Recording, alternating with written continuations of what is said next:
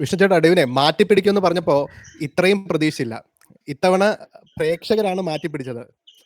ഏറ്റവും big boss ചരിത്രത്തിലെ ഏറ്റവും സെൻസിബിൾ ആയിട്ടുള്ള വോട്ടിംഗ് എന്നൊക്കെയാണ് സോഷ്യൽ മീഡിയയിൽ ഭയങ്കരമായിട്ട് ചർച്ച ചെയ്യപ്പെടുന്നത്. രതീഷിന്റെ പുറത്താക്കലിനെ നിങ്ങൾ എങ്ങനെ കാണുന്നു? ഞാനും അത് എഗ്രി ചെയ്യുന്നു. വളരെ സെൻസിബിൾ ആയിട്ടുള്ള ഒരു വോട്ടിംഗ് ആയിരുന്നു. കാരണം എന്തെന്ന് വെച്ച് കഴിഞ്ഞാല് പുള്ളി ഫേക്ക് ആണെന്നുള്ളത് നമ്മൾ ആദ്യം തൊട്ടേ പറയുന്ന സംഭവം അതായിരുന്നു. കാരണം പുള്ളി ഇതല്ല, പുള്ളി പക്ക ഫേക്ക് ആണ്, അഭിനയിക്കാണ്. അത് പുള്ളിക്കെന്നല്ല എല്ലാവർക്കും മനസ്സിലാവുന്ന ഒരു സംഭവമാണ് പുള്ളി അഭിനയിക്കാണെന്നുള്ളത്. അപ്പം അതുകൊണ്ട് തന്നെ പുള്ളിനെ അവിടെ വെച്ചോണ്ടിരുന്നിട്ട് കാര്യമില്ല. മാത്രമല്ല പുള്ളിയെ നമുക്ക് തന്നെ മനസ്സിലായില്ലേ, ഇനി ഒരു 10 ദിവസം കൂടെ പുള്ളിക്ക് ഈ രീതി പിടിച്ചിരിക്കാൻ പറ്റത്തില്ല എന്നുള്ള കാര്യം നമ്മൾ തന്നെ പറഞ്ഞ സംഭവം. രണ്ടാമത്തെ കാര്യം എന്തെന്ന് വെച്ച് കഴിഞ്ഞാൽ, ഞാൻ ഇന്നലെ പറഞ്ഞൊരു സംഭവമുണ്ട്. കാരണം ഇതിലിപ്പം ആര് പോയി കഴിഞ്ഞാലും ആ വീട്ടിൽ വലിയൊരു ചേഞ്ച് വരുന്നില്ല. അപ്പൊ എനിക്കൊന്ന് അനന്തയാണ് ചോദിച്ചത്, രതീഷ് പോയാലോ എന്ന്. അപ്പോൾ ഞാൻ പറഞ്ഞു ശരിയാണ്, ആ വീട്ടില് ബിഗ് ബോസ് എന്ന് പറയുന്ന രീതിയിൽ ഒരു വാക്വം അല്ലെങ്കിൽ അവിടെ ഒരു ചേഞ്ച് വരണമെങ്കിൽ അവിടെ രതീഷ് പോയാലേ പറ്റത്തുള്ളൂ. അപ്പൊ അങ്ങനെ വെച്ച് നോക്കുമ്പോൾ എനിക്ക് തോന്നുന്നു പ്രേക്ഷകർ എടുത്ത ഏറ്റവും ഉചിതമായിട്ടുള്ള ഏറ്റവും ബ്രില്യന്റ് ആയിട്ടുള്ള മൂവ് ആയിരുന്നു രതീഷിനെ പുറത്താക്കുക എന്നുള്ളത്. കാരണം ഇപ്പം കുറച്ചുകൂടെ ഓപ്പൺ ആയി. എന്താണ് ഇനിയിപ്പം ഇപ്പൊ നേരത്തെ ഉള്ളപ്പോഴത്തേക്ക് രതീഷ് എല്ലാത്തിലും കയറി ഇങ്ങനെ അനാവശ്യമായിട്ട് ഇടപെടുന്നുണ്ട്. സത്യം പറഞ്ഞാൽ ബാക്കി ആർക്കും അവിടെ ഗെയിമിലേക്ക് ഇറങ്ങാൻ പറ്റിയിട്ടില്ല. ഇനിയിപ്പം പതിയെ ഇനിയിപ്പോ റോക്കി ഉണ്ട്, റോക്കിനെ കോർണർ ചെയ്യാനുള്ള സാധ്യത എന്തായാലും ഉണ്ട്. പക്ഷെ റോക്കിയെ കുറിച്ച് എനിക്ക് അത്ര നല്ല അഭിപ്രായം അല്ല. അല്ല, പുള്ളി ഇതുപോലെ രതീഷിനെ പോലെ ചൊറിയാണ് പുള്ളിയുടെ മെയിൻ. ഈ സീസൺ റോക്കി തന്നെ കപ്പടിക്കാൻ സാധ്യതയുള്ളൂ. അല്ല, പക്ഷെ എനിക്ക് ഇന്നലത്തെ പുള്ളിയുടെ ഒരു ചൊറി എനിക്ക് ഇഷ്ടപ്പെട്ടു കേട്ടോ. കാരണം എന്തെന്ന് വെച്ച് കഴിഞ്ഞാല് മറ്റേ ലാലേട്ടൻ വന്ന് മറ്റേ പുള്ളിക്കാരുടെ പേര് ഞാൻ മറന്നു, നമ്മുടെ കോമണേഴ്സിലായിട്ടുള്ള മറ്റേ പുള്ളിക്കാരി ഉണ്ടല്ലോ, യസ്മിൻ അല്ലാതെ മറ്റേ വേറെ പുള്ളിക്കാരുണ്ടല്ലോ. ചോദിച്ചു. അതെ, അവളെ ലാലേട്ടന്റെ ആ ഒരു ക്വസ്റ്റ്യൻ കഴിഞ്ഞതിന് ശേഷം തൊട്ടടുത്ത് മറ്റേ ഇവൻ കയറി ഒന്ന് ചൊറിഞ്ഞില്ലേ, നീയൊക്കെ പിന്നെ എന്ത് വന്നെന്നുള്ള രീതിയിൽ ചൊറിഞ്ഞാൽ കറക്റ്റ് മൂവാണ്. കാരണം വെച്ചാൽ അതൊക്കെയാണ് ചൊറി എന്നൊക്കെ പറഞ്ഞാൽ ഒരാൾക്ക് ഒരു അടി കിട്ടിയിരിക്കുമ്പോഴത്തേക്ക് അവിടെ പോയി ഇങ്ങനെ ചൊറിയത്തില്ലേ. അല്ലല്ല, പക്ഷെ അതൊക്കെ എഗ്രി ചെയ്യുന്ന, ഇപ്പം ഗബ്രിയുടെ കേസിലാണെങ്കിലും എഗ്രി ചെയ്യുന്ന കുറെ ചൊറികളുണ്ട്. പക്ഷെ ഇന്നലെ മറ്റേ വുമൺ ക്യാപ്റ്റൻസി നേടിയ പുള്ളിക്കാരിയില്ലേ, അപ്സര, പുള്ളിക്കാരിയുടെ ഒക്കെ ചെറി വെറുതെ അനാവശ്യമായിരുന്നു. പുള്ളിക്കെതിരെ വരികയുള്ളൂ, ഒരു എതിരെയും വരില്ല. അതൊക്കെ നല്ല എന്റർടൈൻമെന്റ് ആയിട്ട് തന്നെ പുള്ളി കൈകാര്യം ചെയ്തു. നല്ല രസമായിട്ട് പുള്ളി. വേറൊരു സംഭവം ഉണ്ട് ലെവനെ. കാരണം വെച്ചാൽ പുള്ളിയുടെ ചൊറി ഇപ്പം അനന്തയ്ക്ക് പോലും അതൊരു ഇതായിട്ട് തോന്നാനുള്ള കാരണം എന്താ വെച്ചാൽ പുള്ളിക്ക് ചൊറിയാനേ പറ്റുന്നുള്ളൂ, പിടിച്ചു നിൽക്കാൻ പറ്റുന്നില്ല. അതായത് ചൊറിഞ്ഞ് ജയിക്കാൻ പറ്റുന്നില്ല. ഇപ്പൊ പണ്ട് ഇപ്പം സൈലന്റ് ആവും. ജാസ്മിൻ ആണെങ്കിൽ പറഞ്ഞ് സൈലന്റ് ആക്കിയില്ലേ. ആണെങ്കിലും ഇതൊക്കെ വെച്ച് കഴിഞ്ഞാല് തിരിച്ചു പിടിക്കും. അതായത് നമ്മളിപ്പോ ചൊറിയുന്ന സമയത്ത് ഇവർ ഫ്രസ്ട്രേറ്റഡ് ആയി ഇവർക്ക് തിരിച്ചു പറയാൻ പറ്റാതെ ഇവർ തോക്കുമ്പോ മാത്രമാണ് അവർ ചൊറി വിജയിക്കുന്നത്. ഇത് ഇവൻ ചൊറിയാൻ പോകും, ഇവൻ മാനിച്ചു കൂട്ടും തിരിച്ചു. രതീഷിനെ കുറിച്ച് ഞാൻ സംസാരിക്കാം. കാരണം ഇനിയുള്ള ബിഗ് ബോസ് റൗണ്ടുകളിൽ നമ്മുടെ ഡിസ്കഷനിൽ രതീഷ് ഒരു കഥാപാത്രമായി വരുമെന്ന് തോന്നുന്നില്ല. ഇപ്പം ഒരു 4th വീക്കിലൊക്കെ ഗസ്റ്റ് ആയിട്ടൊക്കെ വരുമെന്നൊക്കെ പറയുന്നുണ്ട്. പക്ഷെ എത്രത്തോളം അതൊക്കെ പ്രേക്ഷകരുടെ ആയിട്ടുള്ള തീരുമാനമാണ്. അപ്പൊ നിങ്ങൾ എന്താണ് കരുതുന്നത്? രതീഷ് ഏത് രീതിയിൽ നിന്നിരുന്നെങ്കിൽ, ഇതേ സ്വഭാവം വെച്ചോ അല്ലെങ്കിൽ ഏത് രീതിയിൽ നിന്നിരുന്നെങ്കിൽ രതീഷ് പിടിച്ചു തന്നേനെ? എനിക്ക് രതീഷ് കയറിയപ്പോഴേ തോന്നിയൊരു സംഭവം എന്താണെന്ന് വെച്ചാൽ, രതീഷ് ഒരുപാട് പിടിച്ചു നിൽക്കാൻ പോകുന്നില്ല എന്നുള്ളൊരു തോന്നൽ എനിക്ക് പേഴ്സണലി ഉണ്ടായിരുന്നു. പക്ഷേ രതീഷ് ചിലപ്പോൾ 3-4 ആഴ്ച കൂടെ ചിലപ്പോൾ പിടിച്ചു നിന്നേയിരുന്നു. അതായത് ഇത്രയ്ക്ക് എന്താ പറയാ ശബ്ദം ഉയർത്തി, അതായത് നേരത്തെ ലാലേട്ടൻ പറഞ്ഞ പോലെ കുറച്ചൊരു ലിസ്ണിംഗ് സ്കില്ലും കൂടെ ഉണ്ടാക്കി എടുത്തിരുന്നുവെങ്കിൽ ചിലപ്പോൾ ഒരു 3-4 ആഴ്ച കൂടെ രതീഷ് പിടിച്ചു നിന്നായിരുന്നു. പക്ഷെ അങ്ങനെ പിടിച്ചു നിന്നാലും ഇപ്പൊ രതീഷ് ഇറങ്ങിയപ്പോൾ കിട്ടിയ ഒരു വിസിബിലിറ്റി പോലും രതീഷ് ഇറങ്ങുമ്പോൾ രതീഷ് കിട്ടുമായിരുന്നു എന്ന് ഞാൻ വിശ്വസിക്കുന്നു. സീരിയസ്ലി ഈ പ്രേക്ഷകർ എന്തുകൊണ്ടായിരിക്കാം രതീഷിനെതിരെ വോട്ട് ചെയ്യാനുള്ള പ്രധാനപ്പെട്ട കാരണങ്ങൾ ചേട്ടൻ വിചാരിക്കുന്നത്?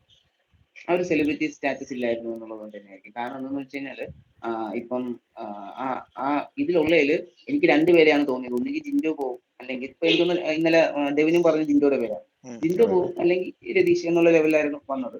അപ്പം എനിക്ക് തോന്നിയത് തന്നെയാണ്. കാരണം വേറെ ഇപ്പൊ നമ്മൾ എപ്പോഴും പ്രേക്ഷകർ എന്നുള്ള രീതിയിൽ എപ്പോഴും നമ്മൾ എപ്പോഴും എന്താ ചിന്തിക്കുന്നത്, അതിൽ ആര് ഒന്നെങ്കിൽ നമുക്ക് അത്രയ്ക്കൊരു ഫാൻ ഫോളോയിങ് വേണം അതിൽ ആരെങ്കിലും ആയിട്ട്, എങ്കിൽ നമ്മൾ അവർക്ക് വോട്ട് ചെയ്യും. ഇല്ലെങ്കിൽ എന്തായിരിക്കും നമ്മൾ ചെയ്യുന്നത്, അവിടെ ആര് പോയാലായിരിക്കും അവിടെ ഒരു ചേഞ്ച് വരുന്നത്. മറ്റേ ഇടയ്ക്ക് വെച്ച് മറ്റേ നിമിഷേനെ 2 വട്ടം നമ്മൾ പറഞ്ഞു വിടേണ്ടി വരും. എന്തുകൊണ്ടാണ്?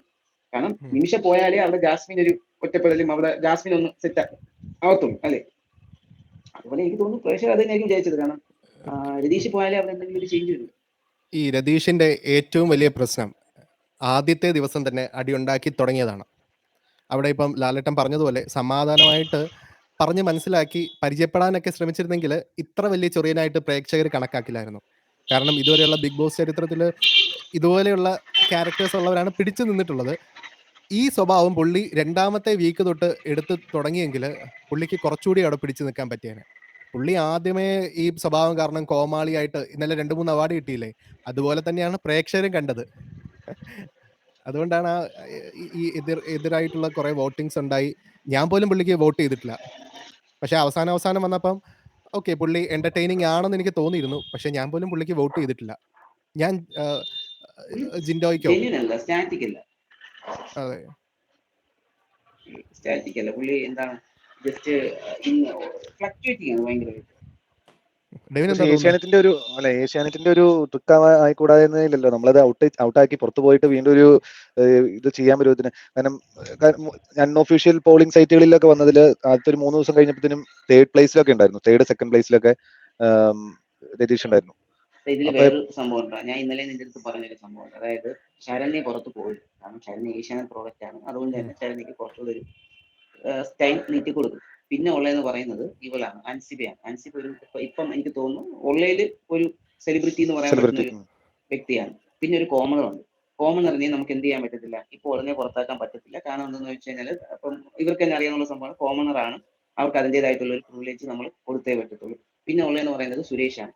സുരേഷ് എന്ന് പറയുന്നത് എന്താ പറയാ, ഇപ്പൊ നിങ്ങൾ തന്നെ അതിൽ കേട്ടോന്ന് അറിയത്തില്ല, പുള്ളിക്ക് ഇൻവിറ്റേഷൻ കിട്ടി, പുള്ളി വന്ന് കയറിയതാണ്. അപ്പൊ അങ്ങനെ ഇൻവിറ്റേഷൻ കൊടുത്ത്, കാരണം സുരേഷിനെ കണക്കൊരു വ്യക്തി അവിടെ ഉണ്ടാവുക എന്നുള്ളത്, ബിഗ് ബോസ് എന്ന് പറയുന്നത് ഇപ്പം കേരളത്തിൽ മാത്രം ഒതുങ്ങുന്ന ഒരു ഷോ ആക്കി നിർത്താൻ എന്തായാലും ഏഷ്യാനെറ്റ് ആഗ്രഹിക്കുന്നുണ്ടാവില്ല. അപ്പം ഒരു കേരളത്തിന് വെളിയിൽ കുറച്ചുകൂടെ ഒക്കെ ഓഡിയൻസ് കിട്ടാനായിട്ട് സുരേഷിനെ പോലൊരു കാൻഡിഡേറ്റ് ആവശ്യമുണ്ട്. അപ്പൊ ഇത് ശരിക്കും ഒരു റീസണബിൾ ആയിട്ടുള്ള ഒരു, അല്ലെങ്കിൽ എന്താ പറഞ്ഞ കൃത്യമായിട്ടുള്ള ഒരു, നിങ്ങൾ ആദ്യം പറഞ്ഞ ഒരു പോളിംഗ് അല്ലായിരുന്നു, റിസൾട്ട് അല്ല നമ്മളെ കിട്ടിയത്. അതല്ല ഈ ഫസ്റ്റ് വീക്ക് എന്തായാലും അതായിരിക്കും. അല്ല ഇപ്പൊ നമ്മൾ പറഞ്ഞു തന്നെ രതീഷിന്റെ ഇതുപോലുള്ള ക്യാരക്ടറുകൾ ഇപ്പൊ നമ്മൾ സിനിമ കാണുമ്പോൾ നമ്മൾ പറയാറില്ലേ, സിനിമ കണക്ട് ചെയ്ത് വന്നാൽ മാത്രമേ അതിനൊരു വിജയം ഉണ്ടാവുള്ളൂ. അത് പ്രേക്ഷകനെ അതിലോട്ട് എന്താണ് ഇൻവോൾവ് ചെയ്യിക്കണം. സിനിമയുടെ കഥയിലാണെങ്കിലും അതിന്റെ മേക്കിങ്ങിലാണെങ്കിലും അതിലൂടെ പ്രേക്ഷകൻ സഞ്ചരിക്കാൻ പറ്റിയാൽ മാത്രമേ ഒരു സിനിമ വിജയിക്കുള്ളൂ. അതുപോലെ തന്നെ ഒരു വളരെ വളരെ ലോജിക്കലായിട്ട് ചോദിച്ചു, ഒരു പ്രേക്ഷകൻ എന്നുള്ള രീതിയിൽ നീ ചിന്തിച്ചു നോക്കൂ. ഇത് ഇപ്രാവശ്യത്തെ വോട്ടിങ് കൃത്യമായ വോട്ടിങ്ങിലൂടെ പുറത്തായതാണോ, അത് ഏഷ്യാനെറ്റിന്റെ തന്നെ ഒരു ഡിസിഷൻ ആയിട്ടാണോ നിനക്ക് തോന്നുന്നത്? അല്ല, ഞാൻ പുള്ളിക്ക് വോട്ട് ചെയ്തിട്ടില്ല. പുള്ളിയുടെ ഇറിറ്റേറ്റിംഗ് ആയിട്ടുള്ള ക്യാരക്ടറിൽ. പക്ഷെ വീട്ടില് കണ്ടോണ്ടിരിക്കുമ്പോ ആയിരിക്കാം മമ്മി പറഞ്ഞായിരുന്നു പുള്ളി ഇത്രയും പ്രശ്നക്കാരനായാലും ഒരു രസമുണ്ട് കേട്ടോ, ഒരു രസമുണ്ട്. അല്ല അത് ബിഗ് ബോസ് പുള്ളി പോയി കഴിഞ്ഞ് കുറെ പേര് സംസാരിച്ചു. സുരേഷ് സംസാരിക്കുന്നതിന്റെ പുള്ളി പോയപ്പോഴത്തേക്ക് അത്രയും ഒരു ശൂന്യത ഫീൽ ചെയ്യുന്നു എന്നുള്ള രീതിക്ക് സുരേഷ് വരെ സംസാരിച്ചു. അതവിടെ ഉണ്ടാവും, കാരണം പുള്ളിയെ പോലെ സംസാരിക്കുന്ന പുള്ളിയുടെ സൗണ്ടാണ് അവിടെ ഡൊമിനേറ്റ് ചെയ്തുകൊണ്ടിരുന്നത്. അതുകൊണ്ട് നമുക്ക് അങ്ങനെ തോന്നും, ഫീൽ ചെയ്യും. ഞാൻ ചോദിക്കുന്നത് എന്താന്ന് വെച്ച് കഴിഞ്ഞാല്, PR വർക്ക് ഇല്ല എങ്കിൽ നിനക്ക് തോന്നുന്നുണ്ടോ അതില് ഒരു കോമണർ ഉണ്ടല്ലോ, യസ്മിൻ ഇതായിരുന്നല്ലോ, അതുപോലെ തന്നെ ശരണ്യ ഉണ്ടായിരുന്നു, ജിൻഡോ ഉണ്ടായിരുന്നു, ഇവർക്കൊക്കെ വോട്ട് കിട്ടും എന്ന് നിനക്ക് തോന്നുന്നുണ്ടോ? ഇല്ല പുള്ളിക്ക് അത് പറയുമ്പോഴാണ് രതീഷിന് സോഷ്യൽ മീഡിയ അക്കൗണ്ട് ഒന്നും ഇല്ലാന്ന് ആരും പറയുന്നത് കേട്ടു. ഞാൻ ചെക്ക് ചെയ്തിട്ടില്ല. സോഷ്യൽ മീഡിയ അക്കൗണ്ട് ഇല്ലാതെയാണ് പുള്ളി ഇതിലേക്ക് വന്നത്. അപ്പൊ പുള്ളി പുറത്ത് പ്രിപ്പയർഡ് അല്ലായിരുന്നു. അകത്ത് വന്ന് പുള്ളിയുടെ സംസാരം, പുള്ളിയുടെ ഏറ്റവും വലിയ കഴിവെന്ന് പുള്ളി വിചാരിക്കുന്നത് സംസാരമാണ്. അത് വെച്ച് പുള്ളിക്ക് കളിക്കാൻ പറ്റും, കുറെ ഫോളോവേഴ്സ് ഉണ്ടാവും എന്നുള്ളൊരു മിഥ്യാധാരണയിൽ വന്നു.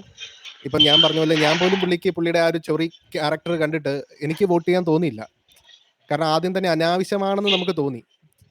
അപ്പൊ പിന്നെ നമ്മൾ പോലും വോട്ട് ചെയ്തില്ല. പിന്നെ അവസാനം വന്നപ്പം ഓക്കെ, എവിടേക്കോ ചില എന്റർടൈൻമെന്റ് ഉണ്ട്, ബാക്കിയുള്ളവരുമായിട്ട് കമ്പയർ ചെയ്യുമ്പോൾ. ഞാന് ജിൻഡോയ്ക്ക് എപ്പോഴാ വോട്ട് ചെയ്തു.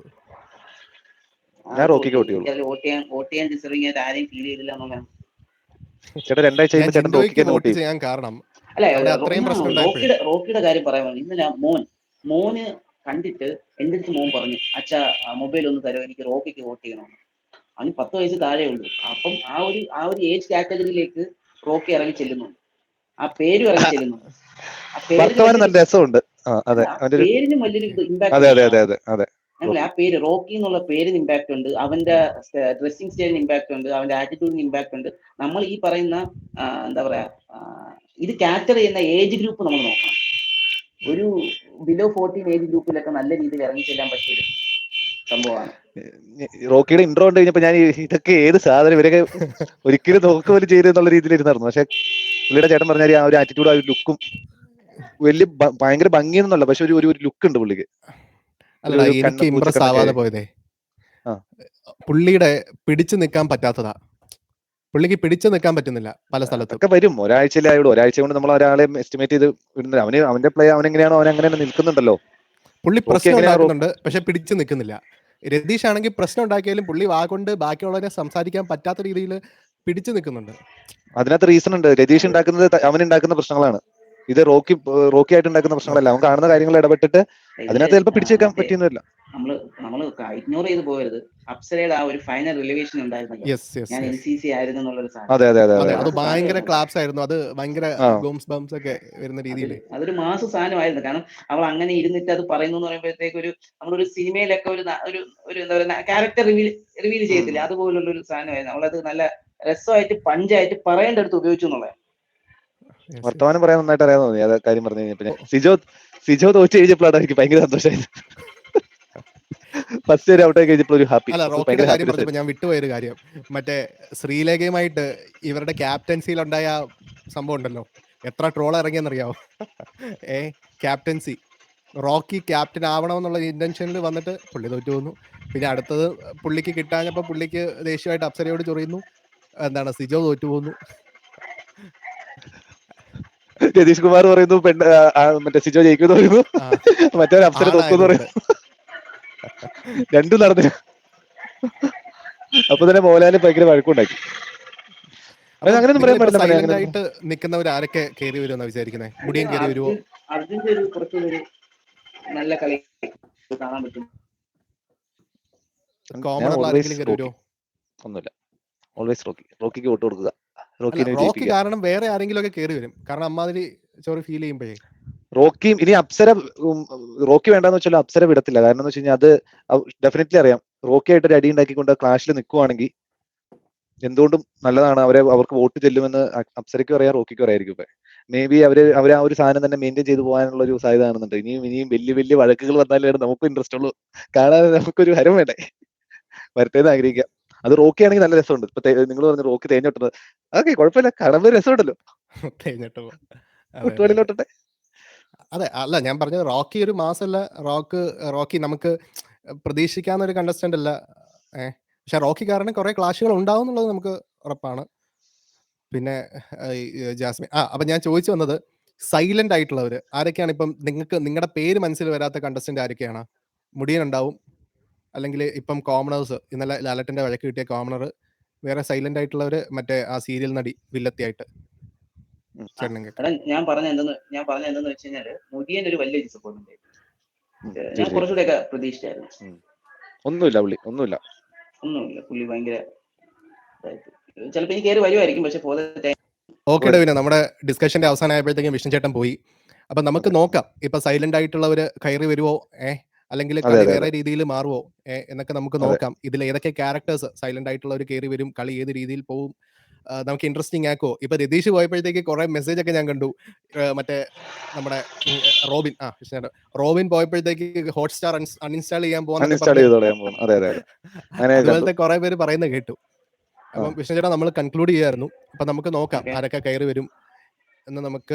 നമുക്കിപ്പോ ഏതായാലും പ്രെഡിക്റ്റ് ചെയ്യാൻ പറ്റത്തില്ല ഇവിടെ ഇങ്ങനത്തെ സാഹചര്യം ആയതുകൊണ്ട്. അർജുൻ കയറി വരുമെന്ന് പ്രതീക്ഷിക്കുന്നു. അർജുൻ